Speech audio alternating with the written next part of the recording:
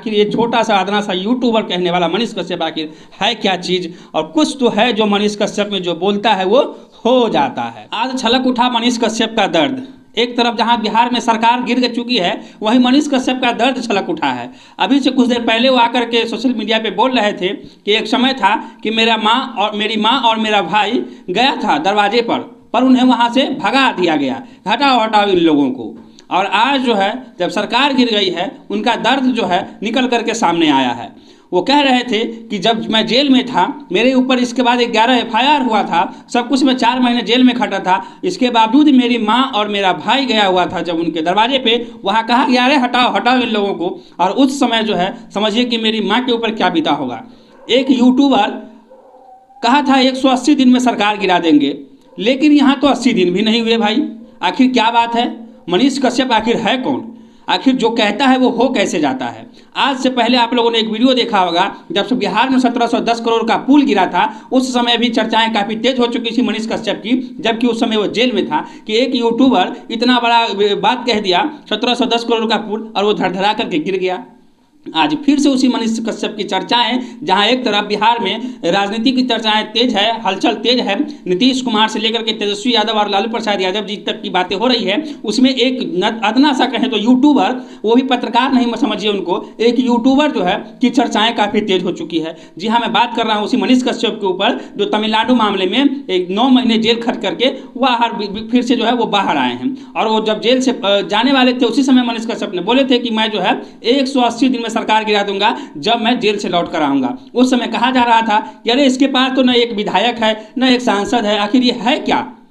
ये बात मुझे भी नहीं समझ में आया था उस समय। लेकिन आज जब 180 दिन नहीं 80 दिन के अंदर जब सरकार गिर रही है, तो सोचने पे मजबूर तो जरूर कर देता है। आप लोग क्या सोचते हैं मनीष कश्यप के बारे में कमेंट में अवश्य बताइएगा कि आखिर एक अदना सा यूट्यूबर ने भविष्यवाणी कर दिया, क्या वो भविष्यवक्ता है? अगर ऐसी है तो बहुत सारी बातों में जो है उनसे भविष्यवाणी करवाया जा सकता है।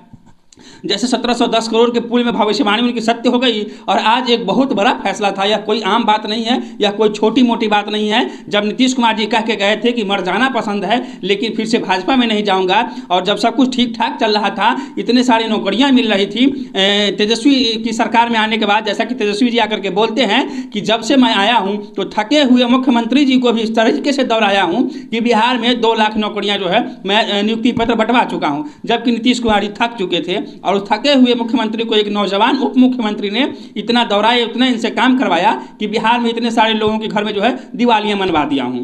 इतनी सब कुछ जब ठीक ठाक चल रही थी, तो एक अदना सा यूट्यूबर की बात आखिर सत्य कैसे हुई? परेशान करने वाली जरूर है यह बातें, और सोचने पर जरूर मजबूर करती है। हालांकि मनीष कश्यप ने आकर के बोला यह ईगो नहीं है, लेकिन एक बार तो सोचना जरूर पड़ेगा किसी को कि अगर गलत करोगे तो उसका परिणाम गलत ही होगा। जैसा मनीष कश्यप कह रहे हैं कि मैं तो अब खोलूंगा पत्ता कि मेरे साथ आखिर हुआ क्या क्या था, और मेरे सहयोगियों के साथ क्या क्या हुआ था। जो नहीं होना चाहिए था वह सब बिहार में हुआ था, और इसी बिहार का मैं भी बेटा हूं। अगर कोई जो है, हमेशा आप देखते थे कि मनीष कश्यप जो है तेजस्वी यादव पर हमेशा जो है एक तरीके से अपनी बातों को लेकर के प्रहार किया करते थे, और आज वो बातें सत्य होती हुई जब साबित होती है तो कहीं ना कहीं सोचने पर मजबूर जरूर करती है। और सभी लोग इस पर जो है सोच रहे हैं कि आखिर ये मनीष कश्यप चीज़ क्या है।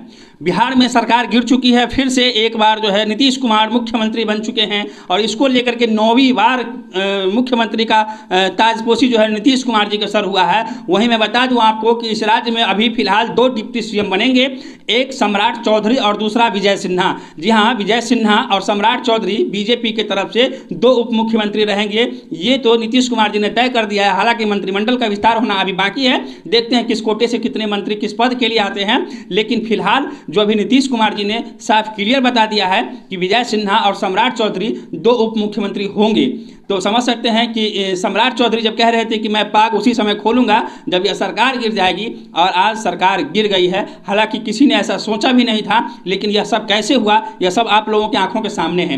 क्या राम जी को जो लोग बहिष्कार करने का एक तरीके से सोचे, और जो लोग उनके शरण में नहीं पहुंचे, लगता है राम जी काफ़ी नाराज हो चुके हैं क्या? कांग्रेस की स्थिति वही है। और आज जो है बिहार में सरकार का गिर जाना, बहुत सारे लोगों का यह सवाल है, और बहुत सारे लोग इस बात को भी बोलते हुए परहेज नहीं कर रहे हैं कि राम जी का कहीं ना कहीं आज जो है अप्रत्यक्ष रूप से उन लोगों के ऊपर कुछ ऐसा हुआ है कि आज इतनी अच्छी खासी चल रही सरकार, जो तेजस्वी यादव कहते हैं कि मेरी सरकार में आने के बाद विकास की गति जो रुकी हुई थी नीतीश जी के थक जाने के बाद, वो फिर से जो है चालू हो चुका था। और बावजूद इसके सरकार का गिर जाना, तेजस्वी यादव जी कहते हैं कि आज भी मैंने पहले भी नीतीश कुमार जी का आदर करता था, आज भी करता हूं और आगे भी करता रहूंगा। हालांकि इस सारी प्रक्रिया में तेजस्वी यादव कहीं से भी एग्रेसिव अभी तक नजर नहीं आए। वो कहीं ना कहीं जो है इस तरीके से जो बात कहें, एक बहुत ही अच्छे नेताओं के में उनकी इस तरीके इस बयान का जो है अच्छे नेताओं में गिनती किया जा सकता है कि किसी का भी पार्टी से चले जाना आना एक राजनीतिक पहलू है, लेकिन किसी का इज्जत और सम्मान करना जो है एक अलग बात होती है। तो इसके लिए बहुत अच्छी बात है उन्होंने यह भी कहा कि मैं जाकर के बीच आधे आधे रात में जो जाकर के मैं छापा करता था, वहाँ पे छापेमारी करता था हॉस्पिटलों में जाकर के कि वहाँ की विधि व्यवस्था कैसी चल रही है। मैंने नौकरियों के लिए कई सारे डिपार्टमेंट में कई सारे जगहों पे मैंने नौकरियों के लिए लोगों का प्रयास करके उतने लोगों को नौकरियाँ दिलवाया और बहुत सारी नौकरियों में जो है आगे बढ़ने वाला था, लेकिन बीच में ही ये सब आखिर क्या हो गया है। हालांकि तेजस्वी यादव ने बीजेपी को शुभकामनाएं और बधाई दी है। जब उनसे पूछा गया कि बीजेपी के बारे में आप क्या बोलेंगे, उन्होंने सीधा साफ कहा कि मैं बीजेपी को शुभकामनाएं देता हूं।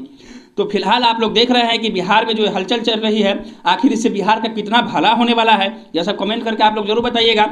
नीतीश कुमार जी कहते हैं कि मैं जहां था वहीं फिर आया हूं, बीच में मैं कहीं चला गया था, अब कहीं जाने का सवाल नहीं है। हालांकि यह बातें वो कई बार बोल चुके हैं। अब तो जनता को थोड़ा सा विश्वास भी हमें लगता है अब कम हो गया होगा, लेकिन 2024 में पता चल जाएगा कि जनता का विश्वास अभी भी कितना है। हालांकि जिस तरीके से मोदी जी का अभी भी जादू चल रहा है, 3 स्टेट में जिस तरीके से इनका जीत हुआ था, अभी भी मोदी का जादू बरकरार है। और हैट्रिक जहाँ तक लगाने की बात थी मोदी जी की, तो इंडिया गठबंधन में था, उसके पहल जो है नीतीश कुमार जी ही कर रहे थे और नीतीश कुमार जी को उस तरीके से तवज्जो नहीं दिया गया। तो नीतीश कुमार जी ने अपना पल्लू खींचते हुए वहाँ से अपना दामन अलग कर लिया है और अब बीजेपी के साथ जाकर के 2024 को जो है और दमदार बना दिए हैं और लगता है कि अब बीजेपी हैट्रिक मार ही लेगी। ऐसा पहले भी कयास लगा जा रहा था कि बीजेपी अब की बार 400 के पार, लेकिन नीतीश जी के आने के बाद जो है लगता है कि सही में 400 के पार जो है बीजेपी जाने में सफलता प्राप्त कर सकती है। हालांकि आप लोग क्या समझते हैं इस वीडियो को लेकर के अपनी प्रतिक्रिया अवश्य दीजिएगा। और अभी तक इस वीडियो को देखने के लिए तमाम दर्शकों का बहुत बहुत धन्यवाद। लेकिन अंत में मैं यही कहना चाहूँगा कि एक अदना सा यूट्यूबर बोला था 180 दिन में सरकार गिरा दूंगा मैं जब भी लौट करके आऊँगा, क्योंकि वह दिल से बोला था शायद, और उनके साथ कहीं ना कहीं नाइंसाफ़ी जरूर हुई थी जो कि आज तक साबित नहीं हो पाई। हर एक केस में वो बेल लेकर के बाहर आया और उनके अंदर अभी क्या क्या बातें हैं वो निकल करके धीरे धीरे सामने आ रही है।